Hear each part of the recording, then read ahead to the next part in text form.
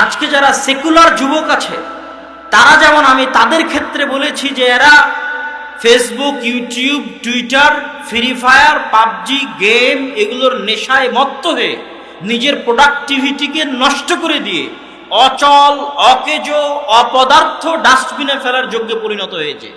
এটা যেমন আমি সেকুলার লেভেলের যুবকদের ক্ষেত্রে বলেছি, দিনের যুবকদের ক্ষেত্রেও আজকে বলে যাচ্ছে যে আমাদের একদল দিনের যুবক এরা এক জায়গায় একত্রিত হলেই কোন শায়েখ কি করলো, ফেসবুকে কে কার বিরুদ্ধে কমেন্ট করবে, কে কার কমেন্টে লাইক দিবে, কে কার বিরুদ্ধে পোস্ট করবে, কে কার পিছনে লেগে থাকবে, আর কে কার বিরুদ্ধে কাদা ছড়াছড়ি করবে, এইরকম প্রোডাক্টিভিটি বিহীন, যার কোনো রেজাল্ট নেই, কোনো ভালো রেজাল্ট নেই, শুধু সময় নষ্ট, এরকম প্রোডাক্টিভিটি বিহীন কাজে ব্যস্ত রেখে নিজের মেধা, নিজের শরীর, নিজের সময় দিনের নামে অকেজো, অচল, অথর্ব হয়ে পড়ে আছে, কোনো কাজ নেই,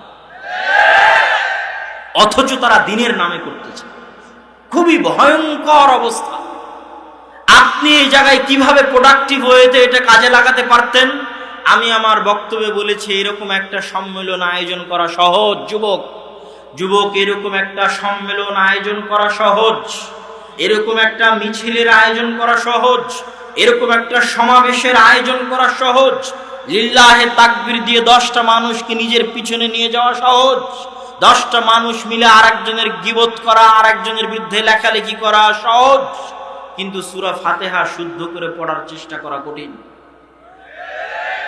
পবিত্র কোরআন শিখার চেষ্টা করা কঠিন, মসজিদে মক্তব চালু রাখা কঠিন, মসজিদে লাইব্রেরি প্রতিষ্ঠা করা কঠিন, মসজিদে প্রত্যেক সপ্তাহে সাপ্তাহিক দার্স চালু রাখা কঠিন, মসজিদে প্রত্যেক মাসে মাসিক দার্স চালু রাখা কঠিন, কোরআন শিখার চেষ্টা করা, তার উপর নিজেকে ধরে রাখা, আরবি শিখার চেষ্টা করা, তার উপর নিজেকে ধরে রাখা কঠিন। কিন্তু এই কঠিন কাজগুলো বাংলাদেশের মানুষ করতে চায় না। বাংলাদেশের মানুষের কাছে আবেগটাই আগে, এবং সে আবেগকে প্রাধান্য দিয়ে তারা চলে। তাহলে প্রোডাক্টিভ ওয়েতে কাজ করা মানে কি? দুইজন মিলে যখন একত্রিত হবে তখন গল্প করবে, আজ সোমবার, আজ কি আপনি সিয়াম আছেন? তখন বলবে ভাই ভুলে গেছিলাম, আপনি তো সিয়াম আছেন। হ্যাঁ আমি তো সিয়াম আছি, তাহলে আগামী সপ্তাহ থেকে আমিও সিয়াম থাকবো। দুইজন মিলে একত্রিত হলে জিজ্ঞেস করবে আজকে কোন আয়াতটা পড়েছেন, কোন সূরাটা পড়েছেন? আমি তো আজকে সূরা রহমান পড়ছিলাম, এই আয়াতের অর্থটা বুঝতে পারিনি, অমুক তাফসিরে দেখেছি, তাও ক্লিয়ার হয়নি, আপনি কি এই বিষয়ে কিছু বলতে পারবেন? তখন আরেকজন বলবে হ্যাঁ এটা তো আমি অমুক শাইখের বক্তব্য শুনেছিলাম, উনি এটার এই ব্যাখ্যা দিয়েছে। কথা কি আমার বুঝতে পারছেন? এটা হচ্ছে প্রোডাক্টিভ কিছুর, আলটিমেটলি কিছু গুড রেজাল্ট, ভালো ফল, দিন শেষে কিছু ভালো ফল আপনি নিজের জন্য, নিজের জাতির জন্য, নিজের কওমের জন্য রেখে যাওয়ার চেষ্টা করছেন।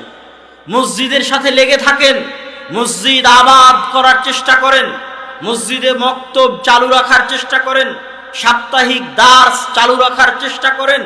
এগুলো হচ্ছে ফলদায়ক কাজ, পরিশ্রম চাই, আর এই কাজগুলো একমাত্র যুবক সমাজই করতে পারবে।